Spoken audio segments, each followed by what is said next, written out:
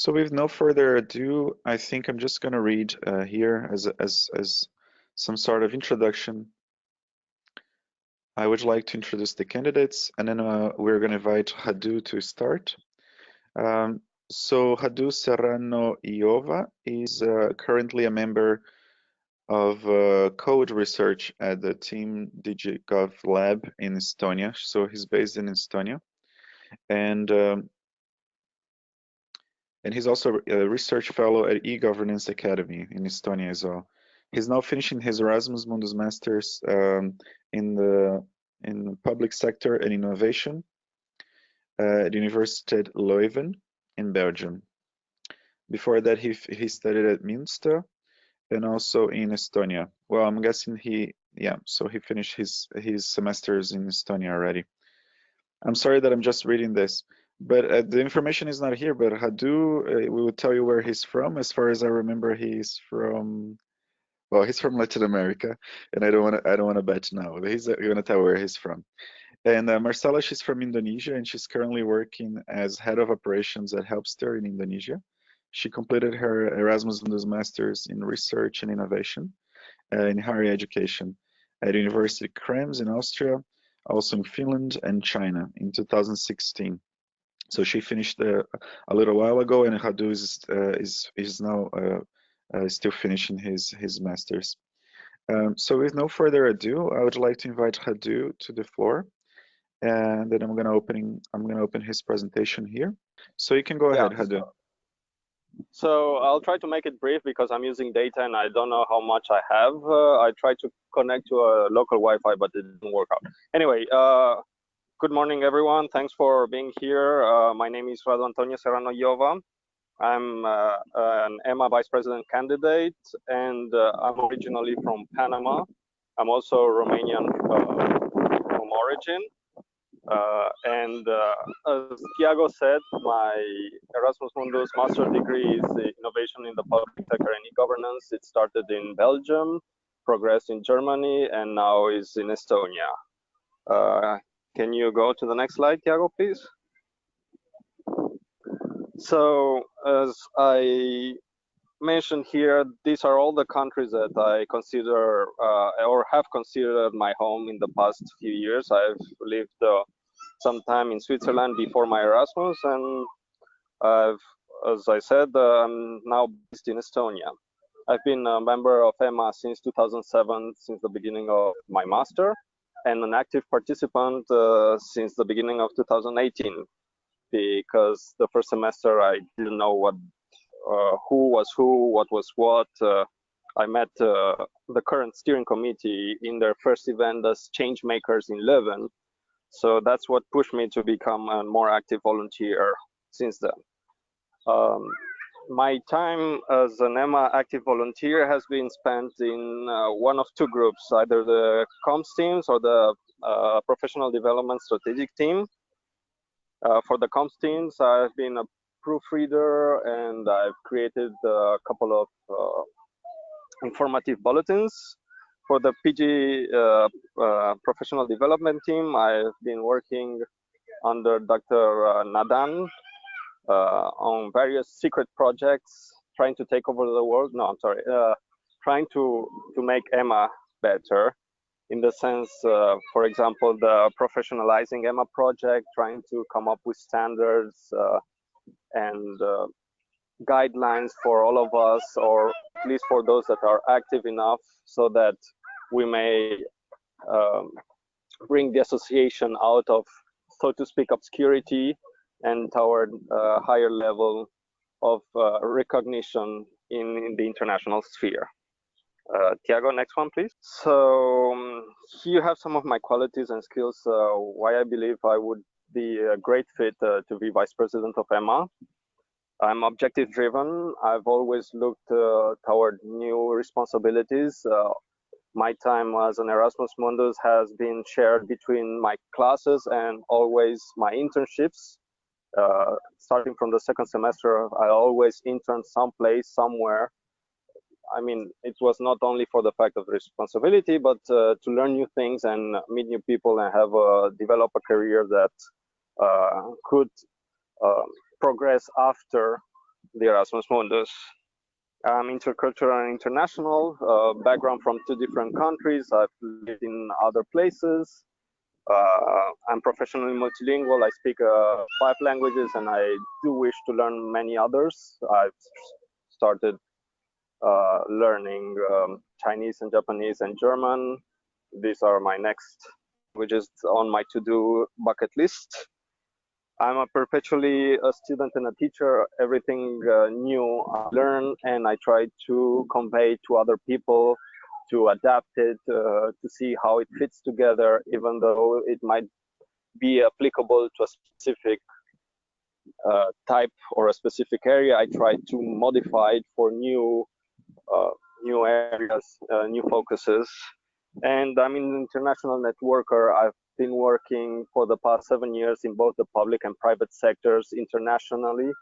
And I believe that can be an added bonus to the association, in the sense that I could already start communicating directly with the heads of some international entities and international organizations to give EMA more leverage regarding projects and other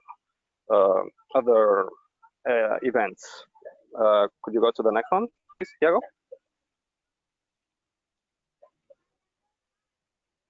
So my vision of EMA in the next 2 years basically translates into 4 core ideas to continue being self-sustainable and achieve sustainability throughout these 2 years. I know the current steering committee has done a great job laying the foundations and the basis for everything that we are going to achieve in the next 2 years, but we still need to become self-sustainable.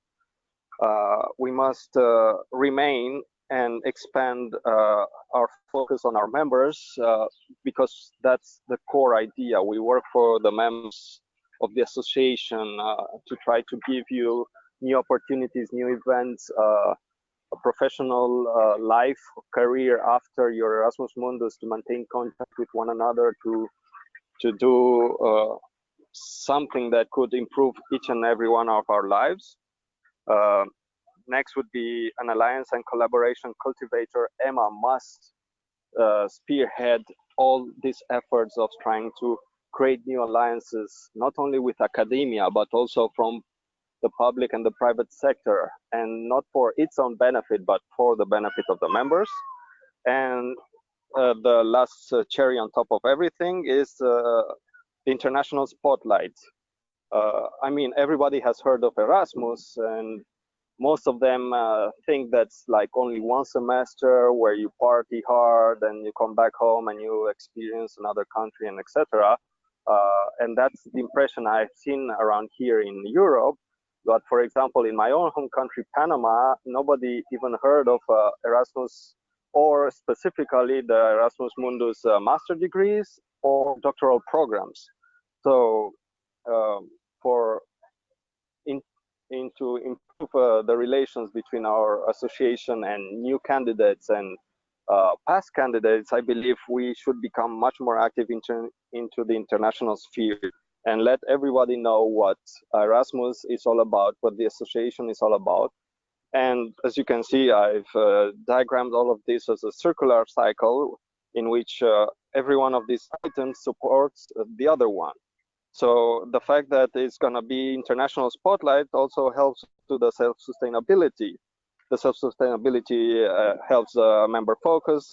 Being more focused on the member can also help with the alliance and collaboration cultivation, and so on and so forth. So the last slide, Tiago, thank you. So that's for my presentation. If you have any specific questions, please let me know. I cannot see them right now, but I think Tiago will help me with that. Yes. Thank you for your support, and let's make these next 2 years awesome for EMA. Or as I say, amazing. Amazing, yes. Perfect. Thank you, Radu, for keeping it short within the time, because then we can also focus more on questions. We would be very, very happy to receive questions for Radu. Yeah, so we have a first question here from our friend Katarina. So she says, nice presentation, Radu.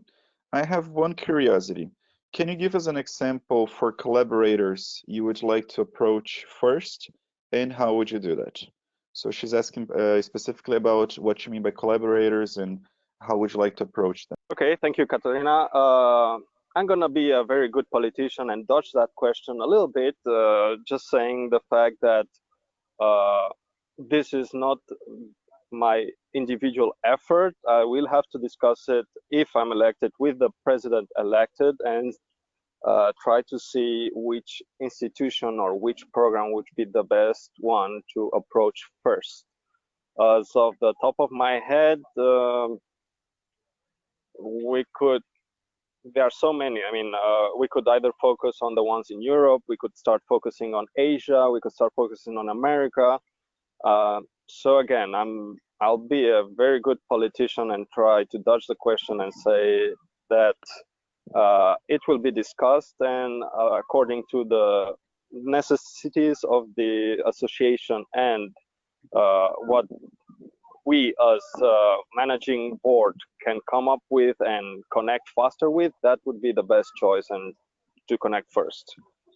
Perfect. Actually, we have a storm of questions now. We have a question from Isabel, from Dostonbeck, from Ruturai, from Stefania, and from Marcia Flores. So just to give you a heads up, so because then you can give kind of a shorter answer and then try to get to everyone. So Isabel Casillas from Spain, she asks, what strategy do you have to make the association self-sustainable? So do you want me to answer each question faster, or can you read all the questions and I'll see if I can answer all of them in 1 hour? So maybe let's skip ahead. I'll mention all the questions and then you can kind of like go back to what you want to answer first, because we don't have that much time anyways. So and by the way, I think we have another, for you, we have another 9 minutes to address questions, okay? So, okay, got it. Dostonbeck said, Radu, I don't remember seeing you at the General Assembly 2019. Did you take part in it? So I think you were not there, but you were in the previous one. Yeah, I'm answering questions for you. But I don't think you were there, right? At the last General Assembly. I'll answer after you read all the questions. Okay, perfect. So, and Huturai said, how will you achieve the goals which you just mentioned? Do you have a plan for that? Especially in getting spotlight on EMA. So that was a question from Huturai. Then Stefania asked, why should we vote for you? So that's a very broad question. And Morse Flores asked, what do you think of the new structure of EMA? What are the advantages and challenges you think? And how do you see yourself moving forward with the challenges if you are elected? And then finally, we have a question from Abate. He says, great, a nice presentation. You said economic autonomy. What measures or mechanisms will you implement to ensure economic autonomy? So those are the questions. So if I forget anyone, just let me know. I got 2 about self-sustainability, 1 about international spotlight, and 1 about me being present at the current G8. That's pretty much the broad of it. So let's start with self-sustainability. How am I proposing to become self-sustainable? Either by international projects, international cooperation, external funding from either donors or alliances that we've made with academic programs or the private public sector, but not in the sense that we are gonna sell out the association. We're trying to find some measure of cooperation and collaboration with these entities. We're not selling out information of our members. We're not selling us as an association. We are promoting our core strengths and values, and among this, which are the diversity that we as an association have, and the knowledge that each individual has, and as an association whole, we would be much greater. And regarding international spotlight, that personally, it would be much more my cup of tea, because as I said, I've worked in the public and private sector. I've made any connection and a large number of connections in this, and I would start using them. I'm not shy of using the knowledge I've gathered throughout these years for the benefit of the association. I would reach out to my former employees, which have been leaders in NGOs and private companies, to try to promote EMA at an international level in both my home country and other countries. And that, I hope, would get the snowball effect of everything rolling and continuing. For example, I've worked in the American Chamber of Commerce in Panama, and all the American chambers worldwide, they communicate each other. So if I try to start focusing on the one I know, maybe that would open doors to other ones and to an international spotlight. For my presence on the GA, yes, it's true. I didn't go because I was writing my thesis. However, I was present at the back end of the operations and helped the GA organizing team, with a lot of the documentation needed for the GA. The decision to not attend the General Assembly was a last-minute call, and I deeply regretted it, but unfortunately I could not shy away from the fact that I had to do the research regarding the Estonian elections, which only happens once every 4 years, and that was exactly during the week of the GA. So it was either going to the GA and not finishing my master's because I didn't do the research for my thesis, or doing the research for my thesis and helping the GA in every way I could, and not going presently to be there to bask in so-called the glory of the organizing team, which I heard was an amazing GA. And the last question, if I remember correctly, is why should you vote for me? Personally, I'm not a politician. I'm really objective oriented. I do stuff. I've never shied away of a challenge, and what I can guarantee in the next 2 years is that I will work hard and I will do the best I can to get the EMA to a better level than what it is currently. I can only ask for your trust and your support, but other than that, you only have my word and nothing else. So if you believe in me, vote for me. If you don't believe in me, listen to the other candidate, analyze her position, and then choose whatever you think is best for the association, or choose whatever you think is best for you. Thank you for your support, and hopefully we'll have 2 good years. Perfect. Thank you, Radu. Now we're going to have Marcela's presentation, and then right after, questions to her. And then in the end, we can also have questions for both candidates. We have a few questions here in our chat that were not answered because they came in just now. If you logged in just now, what you are watching is the debate between the 2 vice president candidates for EMA. We have Radu from Panama, and then Marcela from Indonesia. They are our 2 candidates for vice president.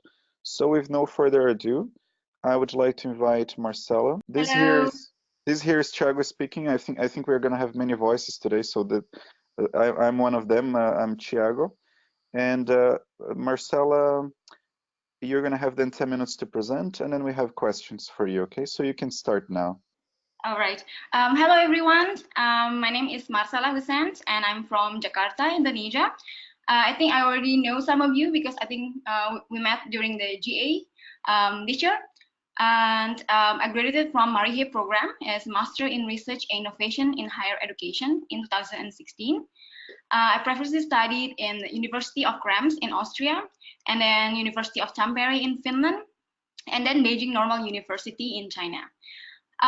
So I've been involved with EMA for about probably more than 3.5 years, or around 4 years. First as the qualitative data analyst for the CQAP since 2015 until this year. I also became the Marihe program representative in 2015 and 2016. And I'm currently as the EMA country representative for Indonesia since the end of 2017. I would say that I did quite a lot of work for the EMA Indonesia. We did 56 activities last year, and so far in this year until the end of May, we did around 34 activities. In that, I'm proud to say that I think Indonesia is one of the countries with the most activities since last year. And that's about my EMA experience. And then about my professional experience, I'm currently working as the head of operation at a digital staffing platform company. It's an employment agency, but online. But in total, I actually have more than 10 years of professional experience in the managerial level, or operations, and also human resource management. Other than that, I would say I previously already co-founded 2 companies. I had an employment agency and then also an event management company. So that's about all my professional experience. Maybe can we go to the next slide, please? Yeah. So in terms of motivation, I've been joining with EMA for 4 years, and I really learned a lot of things. What I really like about EMA is the opportunity. I got the chance to do a lot of activities and meet a lot of people, and then also meet all of you amazing people. I also learned a lot of things. As you can hear previously, all of my experience basically in the business world, startup world. So I really like to working in an organization like EMA with thousands of members. It really gives me a chance to learn new things. But also it increased my employability. But the most important thing is it's for my personal satisfaction. I really like working with EMA. I met a lot of amazing people that became a mentor during this 4 years with EMA. So that's the reason why I think I want to continue my work with EMA. And I know I have the experience to be able to step up and be a part of the management board. That's why I'm applying for this position. Next slide, please. Yeah, sorry, I'm a little late here. So this is the next slide. So, okay, so maybe I won't say about the general vision, because I do believe that the visions of EMA and the next 2 years should be discussed between all the management, the director and management board. But what I want to focus on is the better documentations of EMA. So the previous SE in the last 2 years worked really hard to create a strategic framework. We can see in the new internal statute and also all the documents that they have. However, we didn't really see a lot about what really we want to achieve. We don't really have a one team target. You know, what we have is like everyone doing whatever. Every team have their own agenda. Everyone have their own activities, which actually is also good. However, as a team, we really need to create something like one target goal, and together we create this, and then it's easy for all of the teams to create their own agenda according to our team target. So my focus is right now is creating and documenting all of the objective and strategy and targets that you want to achieve in the next 2 years. Can we go to the next slide? Because this is only just an example. Yeah, so in terms of strategic initiative, what I want to focus on is created the EMA operation playbook. Right now, if you check in the website, what we can see is mostly only the people who work, but rarely see like what we really do or what we did previously. So I know that all of the EMA team did really great work, hard work, every single one of you. But it's just that there is no visibility for students or graduates about what is EMA actually doing and then how we do it, or if we want to hand over all the work to the new elected presidents or the vice presidents, what is the previous SC did? So my goal, my vision is actually, I won't say this is really my goal, but I want to focus on better documentation. So whoever elected as the president or management board and whoever elected next and after 2011, everyone knows this is what we did. This is how we do it. This is what we are going forward. This is what we want. It's easier for everyone to get a better visibility. And the second one is also the talent management. I really like the new structure because previously the people who volunteer somehow kind of being forgotten if you're not really becoming the SE. So everyone who become the volunteer, they actually did a lot of work. They spent a lot of time and energy to join EMA. It just, there's no one who managed the talent.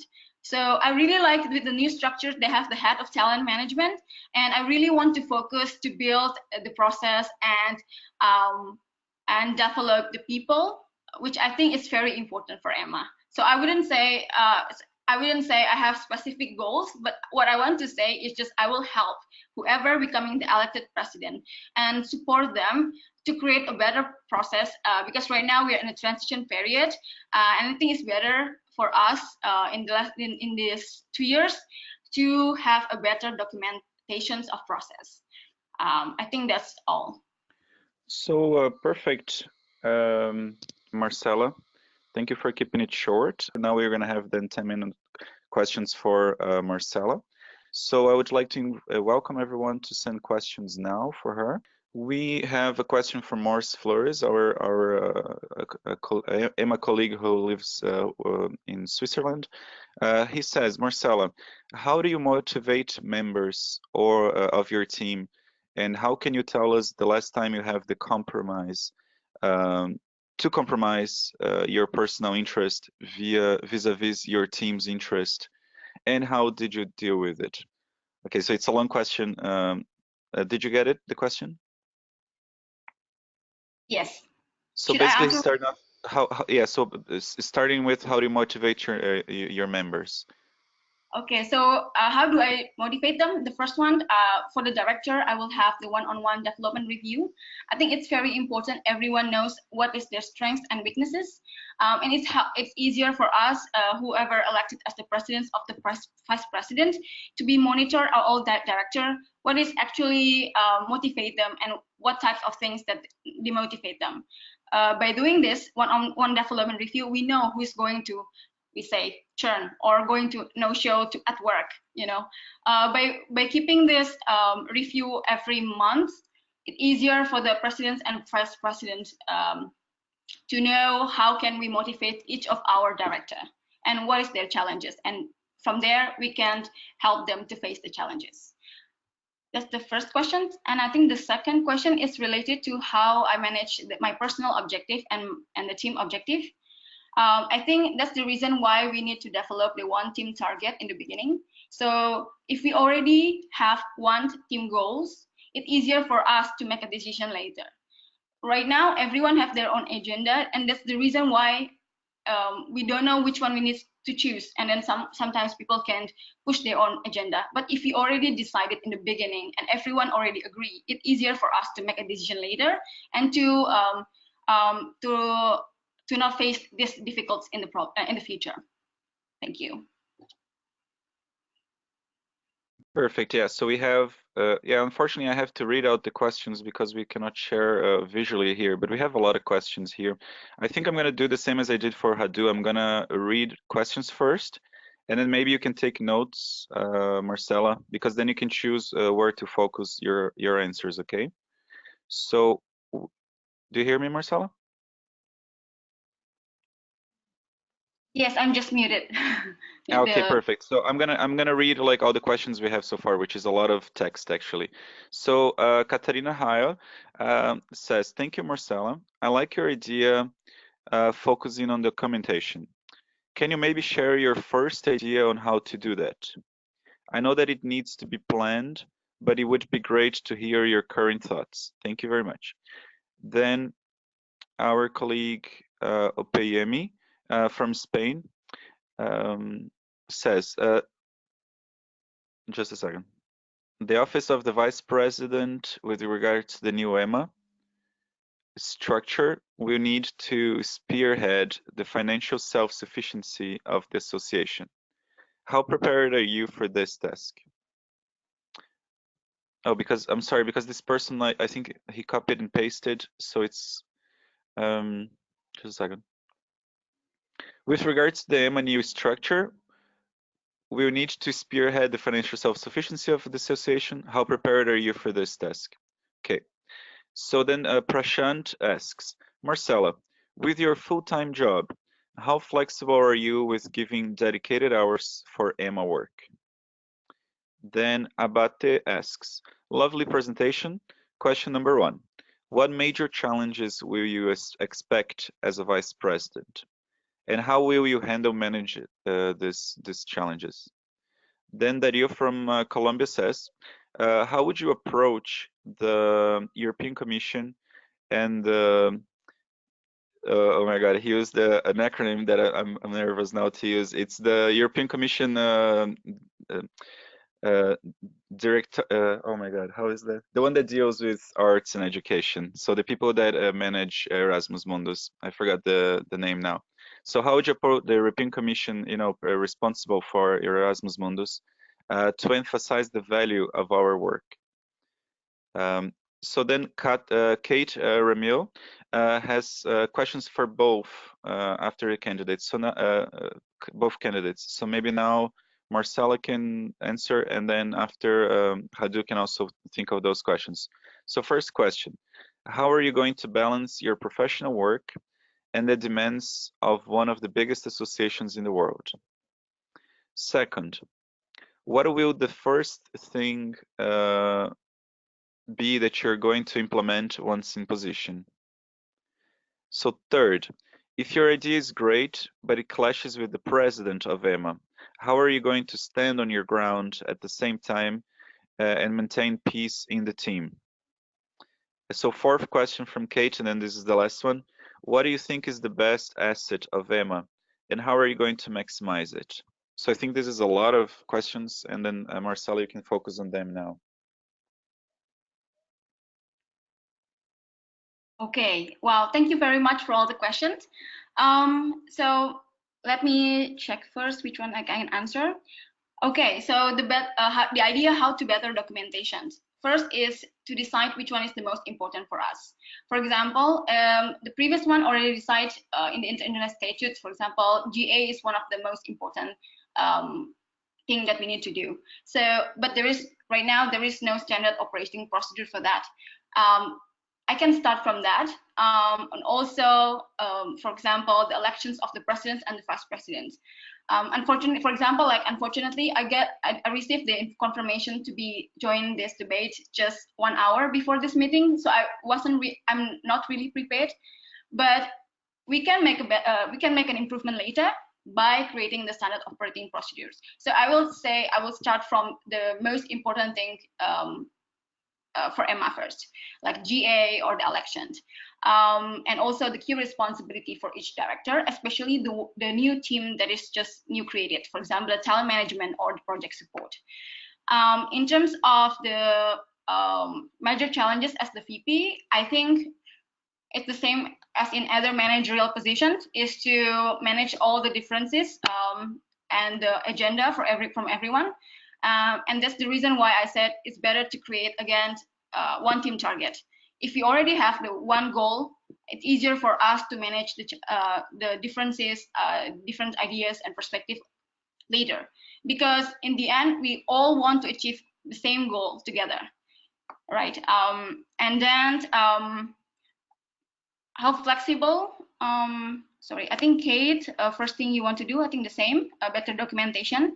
And if there's the class, I will do again back to the one team target. And the best assets of EMA, I would say the people. All of us expertise in our own field. So that's why it's very important to have someone manage the talent in EMA. Right now, everyone doing everything by themselves. So if we have someone who can manage all together, I think we can improve ourselves and improve the EMA better. And how do you prepare to fast increase, the financial autonomy? I would say, I think I'm experienced in startup, and in startup you always have to face a lot of problems with financial. And I think as long as you have the creative idea, for example, in Asia, we created this partnership between the university in Asia and university in Europe, and it's really working very well. I don't think this is a challenge. It's just how we think creatively. And everyone actually in the EMA already have a lot of ideas. We just need to make it happen, you know. And in terms of how flexible I am, well, right now I'm very busy because I'm managing a team of 20 in 8,000 workers and 120,000 job seekers in Indonesia. However, I'm going to resign my work next month, and I'm preparing to move back to Europe in September. So I have like few months not doing anything, which I think is actually best for me if I'm elected as the vice president, because I have this 3 to 4 months window of free time to adjust and adapt to all this hard work. I mean, usually when you have joined the first organizations or company, it's always the first months that the most difficult.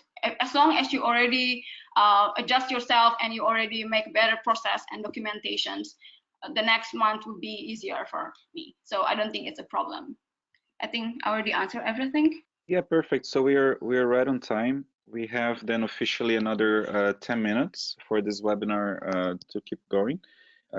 So first of all, I would like to thank both presenters, both candidates. I think I personally think we're lucky to have two people that have, you know, prepared and presentation and thought about it. So the idea now, I think up to the end, we could do 2 more questions for each.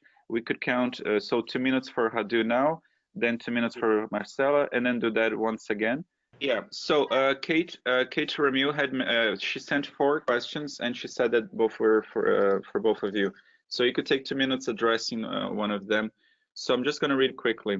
So she asked, first, how are you going to balance your professional work and the demands of one of the biggest associations in the world? Second, what will be the first thing that you're going to implement once in the position?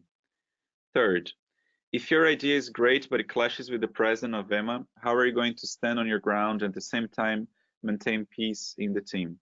And then fourth, what do you think is the best asset of EMA and how are you going to maximize it? So we could count 2 minutes from now, and then you have time to answer, Radu. And I am saying goodbye to everybody, and then Marcela is taking over. So Radu, you have the floor. All right, so right now I have no professional life because I'm finishing my Erasmus Mundus. So from now until September, EMA would be my priority, and I would schedule everything else around EMA. So I wouldn't have that specific problem, so to say. The other one, what happens if I and the president disagree?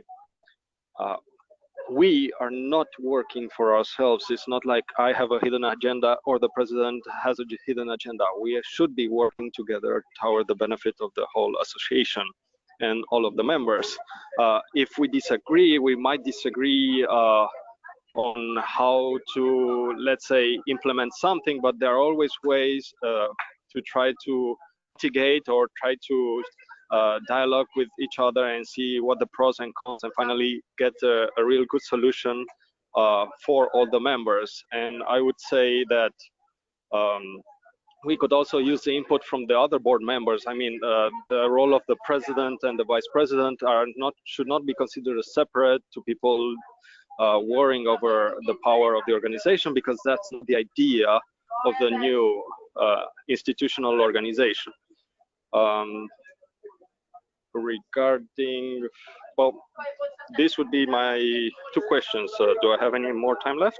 That's it. Thank you, Radu. And this question is for Marcela.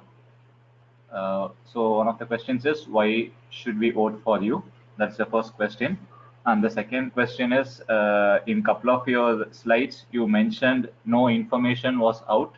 So did you not see the action plan? So these are the 2 questions to Marcela. Go ahead. Okay, so for the first one, why should you vote me? I would say that I can give you a different perspective because my background is managing startups and companies. I co-founded companies before, so I think I can give a different perspective, especially right now when we are moving, we're not under the EU anymore. Right now we have more autonomy in terms of financial, organizational. So I think my background can give something different perspective and ideas and how you manage organization to be more independent and autonomy. I think, and that's the reason why I think you guys should vote me. Yes, I already checked the action plan in 2018 and 2019. But I want to say is a list of activities that we did. However, there is no SOP of doing something. So it's mostly on, oh, we did this and we did this, but there is no, okay, if you want to do this is the steps that we need to do. I know it sounds maybe simple for some of you, but there's always no one wants to do it. It always takes someone who want to give their time and efforts to create all of this SOP, all the process. And with this SOPM process, it's easier for whoever becoming the next president or elected president in the next 2 years to continue all of the work. Right now, if it's just like all action plan, it's just a list of activities, but yeah, and they're just that. So it's what I want to say. Yeah, thank you. Okay, and one more question to Marcela. What do you think of the new structure of EMA? What is the advantages and challenges you think, and how do you see yourself moving forward with the challenges if elected? Sorry, can you repeat, because I cannot hear half of it? Yeah, what do you think of the new structure of EMA? What is the advantages and challenges you think, and how do you see yourself moving forward with the challenges if elected? Thank you for the question. I really like the new structure because previously the presidents and the vice president doing a lot of things together. Right now it's very clear what is the responsibility of the presidents and what is the responsibility for the vice president. For example, for the vice presidents, focusing on the administrative units and some of the support units. So it's very clear that as the vice presidents, it will be more on the management of the internal EMA.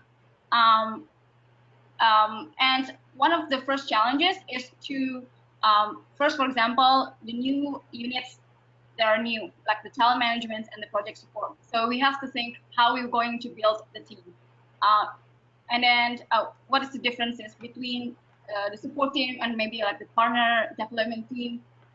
So the challenges is how are we going to move forward with this new structure, because we're right now in the transitional period, which things that we want to take from the previous one and which one that we want to create a new one. And I think it's the challenges, but as long as you have a better idea what you're going to do, I think it's easier. Okay, and we have a question to both of you from Kenny Bayudan. Now that EMA includes Action 2 alumni, what are your plans for this group's development? I think Marcela, you can go first, and then Radu next. Yes, actually, I'm also supported the Action 2 to join us, because right now for Indonesia, most of the Action 2 students and graduates actually are the one who are very active helping EMA works here. So in the next future, I want to involve them, volunteer more in a lot of projects, and also supporting our activities. Like, for example, in the previous GA, Lucia involved some of the Action 2 members, like, for example, Pepri. And I know that he did a really good job and a great work also in Indonesia, helping me. So I don't think it's a problem. I just want to create visibility that they also part of EMA, and we involve them in a lot of projects. Okay, now Radu. So the way I understand it, the statutes have been changed to accommodate the inclusion of Action 2, and I agree with that, and I support the decision. We must try to find a new way to integrate them to the current and newly created structures of work. And to quickly answer a previous question that I really forgot to answer, what are the challenges of this new organization? The structure is the fact that it's new. The previous steering committee made the changes in the statutes and everything else, but the ones who are really going to feel the change is the new president and vice president of EMA. They will have to find the operational way to work with the new people in the new structures. That in itself, it's hard, but it's also a benefit because whatever they do will set the pace for the other SCs to either follow or to ignore. Thank you. So we have last 2 minutes, and this is the last question, and this is to Marcela. What are your concrete plans in terms of making the regional chapters or country chapters more active, and that more activities are from the regions supported? I repeat, what are your concrete plans in terms of making the regional chapters or country chapters more active, and that more activities are from these regions supported? Thank you. For both of us or only me? For both of you, actually. Marcela, you can go first. Okay, so to increase the activities for regional EMA, the first one for me is like involving all the students and graduates from Action 2. By doing that, we actually increase a lot of activities because they usually more spread, and the numbers of people from Action 2 are actually more than the Action 1. So we can increase the activities by that. And the second one also for some chapters, for example, European chapters or American chapter with very less numbers of volunteers, especially from Action 1, we can also invite people from different countries that live in the region to help the activities in the region. I think it will really help. So it's not only like European people can help with the European chapter, but also, for example, Asian students or graduates that live in Europe can also help the region to increase their activities and projects and something. In that, we can increase the activities in all of the chapters. Thank you. Can you hear me? Yeah, go ahead. Yeah, from my part, I would say continue working with some of the instruments that we already have in place. For example, the professional development team has established a marathon for SDGs, both the UN's and other ones. We engage in newer and more actualized publications to try to get people to participate. For example, the cookbook, The Humans of Erasmus Mundus. So not only work on new ideas, but also work on the existing ones that have proven themselves to be a source of activity for the regions and for the other chapters. Thank you. Okay, great. So with that, we are closing this morning session. Thank you, Radu and Marcela, for joining in with your presentation and answering the questions. And thank you for the opportunity. Everyone. Thank you for all the audience as well. So just a reminder, today at 5 o'clock, we'll be having one more session with both the vice president candidates. Marcela will be going first with her 10-minute presentation, followed by Radu, and then we'll have a common Q&A for both of you. So thank you for joining once again, and see you for the evening session. See you guys. Bye.